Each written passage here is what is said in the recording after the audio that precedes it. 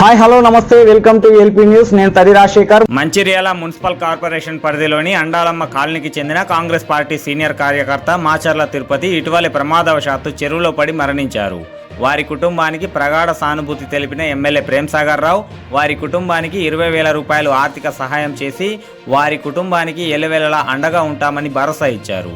ఈ కార్యక్రమంలో పట్టణ అధ్యక్షులు తూముల నరేష్, జిల్లా అధ్యక్షురాలు పెంట రజిత, మాజీ కౌన్సిలర్ బొలిశెట్టి కిషన్, వార్డు నాయకులు తదితరులు పాల్గొన్నారు. ఆండలమ్మ కాలనీకి చెందినటువంటి తిరుపతి అంటే అందరికి కూడా తామరపూల తిరుపతిగా అందరికీ సుపరిచితులు.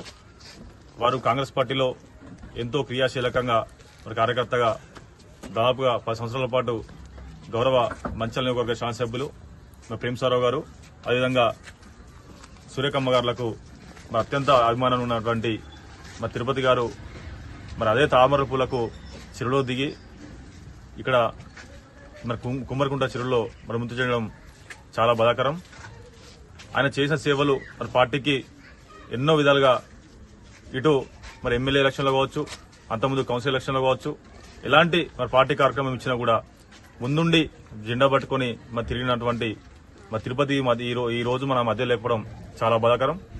పెద్దలు గౌరవనీయులు మరి సూర్యకమ్మ గారు, అదేవిధంగా ప్రేమ్సారావు గారు ప్రతి కార్యకర్తను మరి కాపాడుకునే విధంగా మరి అడుగుజాలలో వారు ఉంటారు కాబట్టి అదే తరహాలో ఈరోజు వారి కుటుంబానికి మరి ఒక కార్యక్రమాలకు మరి సంబంధించి ఒక 20,000 కూడా ఆర్థిక సాయం చేయడం జరిగింది.